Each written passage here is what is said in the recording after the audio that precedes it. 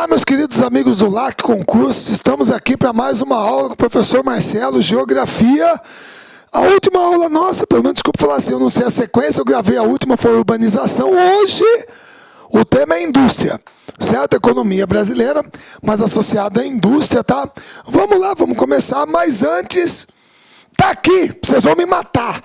Certo? Eu sei que tem gente que chia, claro, e com toda razão. Esse Marcelo é muito avacalhado, certo? Mas, pelo amor de Deus, moçada, eu fiquei muito chateado porque eu perdi um tempinho na aula passada de urbanização, tentando mostrar alguma coisa para vocês, colegas concursandos aí de São Paulo, certo? Que eu falei que tinha uma área lá na Vila Nova Conceição que a prefeitura tinha declarado de interesse social e eu tinha a imagem aérea dela. Tá aqui, ó. Era essa bendita coisa que eu queria mostrar. Se você assistiu a minha aula de urbanização, me perdoe pelo tempo que eu perdi, tá? Mas é porque eu fico muito bolado, quero mostrar coisa e vou perdendo qual que é o link. Aí eu achei, é aqui, ó. É essa esquina aqui que o prefeito Fernando Haddad quer usar para moradia popular. Rapaz, a turma aqui é contra. E moradia popular o quê, pô? Para com isso, aqui não é bairro de pobre, não. E a turma se mobilizou contra. Tá certo? Então, vocês me perdoem, fiz questão de mostrar, mas a aula hoje é indústria. Então, vamos começar, pessoal. Vamos lá. Moçada, presta bem atenção. É assim. Eu acredito que existe um melhor sinônimo para a palavra industrializar. Tá? Qual é? Transformar. Transformar. Industrializar é transformar. Tá? É claro que você vai procurar outros sinônimos e vai estar valendo do mesmo jeito. Mas eu gosto muito dessa, tá? E quando a gente trabalha os processos, os tipos de industrialização, geralmente a gente trabalha 3. Quais são? A industrialização clássica, que é aquela que vem desde a época da primeira, segunda Revolução Industrial. São os países mais industrializados, certo? O Reino Unido, França, Alemanha, Japão, Estados Unidos. Você tem a industrialização planificada, que é aquela típica das economias socialistas. Aí você pode citar a China, a República Popular da China. Não estou dizendo a China de hoje, já teve mudança, mas foi uma industrialização planificada. A União Soviética, a Coreia do Norte, o Vietnã, certo? Também já teve mudança. Mas as economias socialistas. E aí, você pode ter a industrialização tardia ou retardatária. É o nosso caso. É o nosso caso. A nossa industrialização é uma industrialização tardia ou retardatária. Ou seja, ela veio depois. Se nós nos industrializamos depois. E por que isso?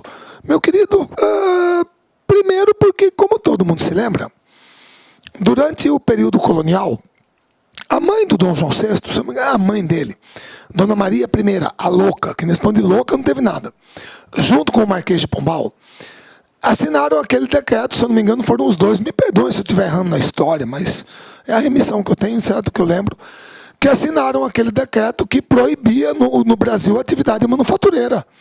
Era proibido, gente, mercantilismo, pacto colonial, você tinha uma divisão internacional do trabalho. Certo? Então o papel da metrópole qualquer, oferecer manufatura, colônia, matéria-prima, gêneros agrícolas e metal precioso. Então você já tinha uma divisão muito clara quem faz o quê. Então manufatura na colônia, mas nem pensar. Certo? Beleza? Então nós acabamos, aí depois vem a questão do ciclo do café, a nossa dependência do café durante muito tempo. Então a nossa industrialização veio depois dos países que participaram da primeira e da segunda Revolução Industrial. Então por isso que ela é chamada de tardia ou retardatária. E ela é baseada num modelo conhecido como substituição de importações. Tá? Aqui é o seguinte, moçada, a substituição de importações, o nome já fala tudo. É você substituir o produto importado por um produto fabricado aqui. Países como México, Argentina, África do Sul passaram pelo mesmo processo. Só que a nossa prioridade com isso era abastecer o mercado interno. Você tem os países que se comportaram com plataformas de exportação, principalmente os tigres asiáticos. Taiwan, Coreia do Sul, Singapura e Hong Kong, os tigres asiáticos originais. Hoje você tem os novos e os novíssimos tigres asiáticos. Esses se basearam no mercado externo. A nossa prioridade foi substituir o produto importado por um produto fabricado aqui para abastecer o mercado interno. Muito bem. Só que essa substituição de importações, ela dependia de uma coisa. O que era? Era o chamado know-how. Mas o que é know-how? Know-how significa saber como fazer. Saber como fazer. Mas como assim saber como fazer? Pessoal, é o seguinte. Se você sabe como fazer uma coisa, significa que você pode abrir mão do produto importado e você começa a fabricar esse produto dentro do seu país. Quer dizer, uma empresa brasileira, uma empresa de capital nacional, começa a fabricar o produto dentro do Brasil. Certo? A gente sabia fazer roupa? Sabia. A Hering, por exemplo, Sulfabril. Então a gente parou de importar roupa, peças de vestuário, e passamos a fabricar aqui. Muito bem. Agora, o problema é quando você tem determinadas coisas, produtos, que você não tem o know-how. Ou seja, você não sabe como fazer. Então, como que você vai fazer para substituir o produto importado por um produto fabricado aqui, se você não sabe como fazer? Marcelo, aí você tem que trazer uma filial de uma multinacional. Exemplo, automóvel. A gente não sabia fazer automóvel. Nós definitivamente não sabíamos fazer automóveis. Então, o que nós tivemos que fazer para substituir o automóvel importado por um automóvel fabricado no Brasil?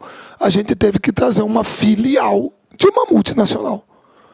Certo? Volkswagen, Ford, General Motors. É isso. Então, o sistema de substituição de importações, ele tem isso. Você substitui o produto importado por um produto nacional. Agora, depende se você sabe como fazer, vai ser uma empresa de capital nacional que vai fazer. Se você não sabe como fazer, você vai ter que trazer uma filial de uma multinacional. Certo? Então, o nosso modelo, certo? O nosso tipo de industrialização é esse, tardia retardatária, baseada neste modelo. Certo? Beleza? Muito bem. Aí, nós vamos entrar especificamente na industrialização brasileira, nas fases pelas quais ela passou. Pessoal, a primeira fase da industrialização brasileira, ela vai de meados do século XIX até o início do século XX, que é quando termina o ciclo do café. Certo? Por que meados do século XIX? Meados é lá pela metade. Porque em 1844, a gente aprovou a tarifa Alves Branco, que era uma tarifa usada para encarecer o produto estrangeiro e tornar o produto nacional mais o quê? Competitivo. Então nós adotamos essa tarifa propositadamente para tornar o produto importado mais caro e estimular o consumo do produto made in Brasil. Ah, Marcelo, então foi uma tarifa protecionista. Claro que foi. Uma medida protecionista, certo? E com isso, a gente começou a dar o pontapé para estimular a fabricação de determinadas coisas aqui. Eu não sei se é a sua preferida, mas eu posso até citar como um exemplo, certo? Que é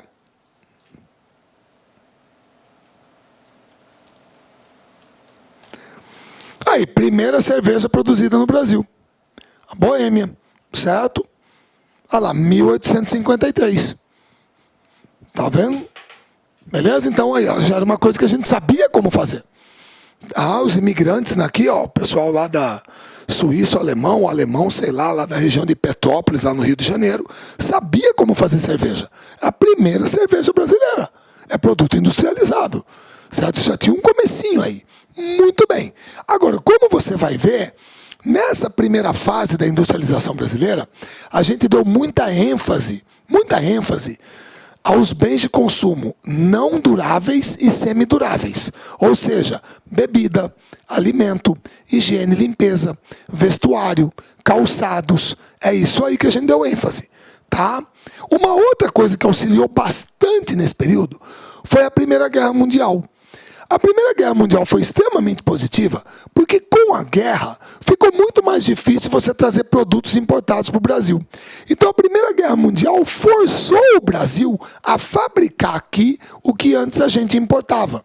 Então foram impulsos que nós tivemos para esse primeiro momento da industrialização do Brasil.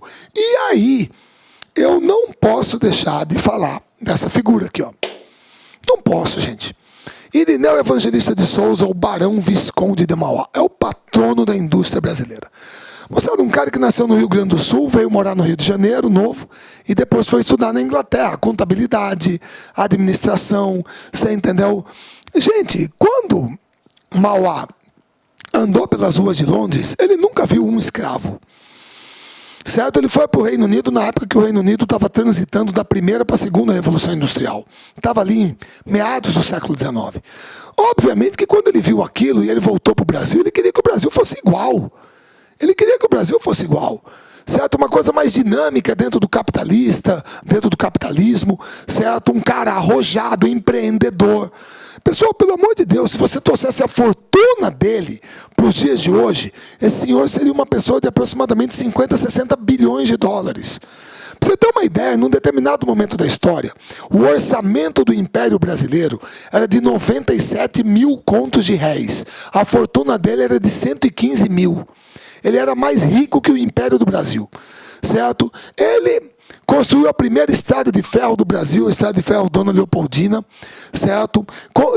Fundou o Banco Mauá, o estaleiro da Ponta da Areia, lá no Rio de Janeiro, a Companhia de Iluminação a Gás do Rio de Janeiro, a Companhia de Navegação do Amazonas, certo? Era um visionário, um cara que queria um Brasil mais dinâmico, uma economia, certo? Mais diversificada, não baseada só naquela visão agroexportadora, café, açúcar e tal. No entanto, ele perdeu o debate político-econômico dele. Foi muito difícil, moçada, era muito difícil brigar com a oligarquia do café, com a aristocracia do café. Certo? Eu acho que eu falei isso para vocês numa aula de migrações internas, quando eu falei da fase escravista do café no Vale do Paraíba. Ou seja, o cara pegava todo o café dele, mandava para o porto e vendia. Aí voltava para a fazenda com aquele saco de dinheiro.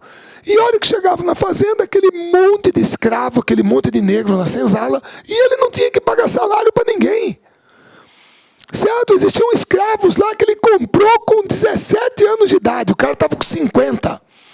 33 anos trabalhando para no café, sem receber um puto. Você quer, desculpa a expressão, você quer uma maneira melhor de ganhar dinheiro do que essa? Pô, era muito difícil combater essa cultura escravista. Por isso que existe esse resquício tão grande. Olá, meus amigos. E aí, gostou da aula do professor Marcelão? Quer continuar assistindo essa videoaula? Aliás, você quer fazer essa isolada de Geografia para a PM de São Paulo, concurso 2016 e 2017, item a item do edital. De novo, item a item do edital, atendido aí por essa grande isolada do Marcelão. No total, são 14 videoaulas, uma carga horária de 15 horas e 58 minutos.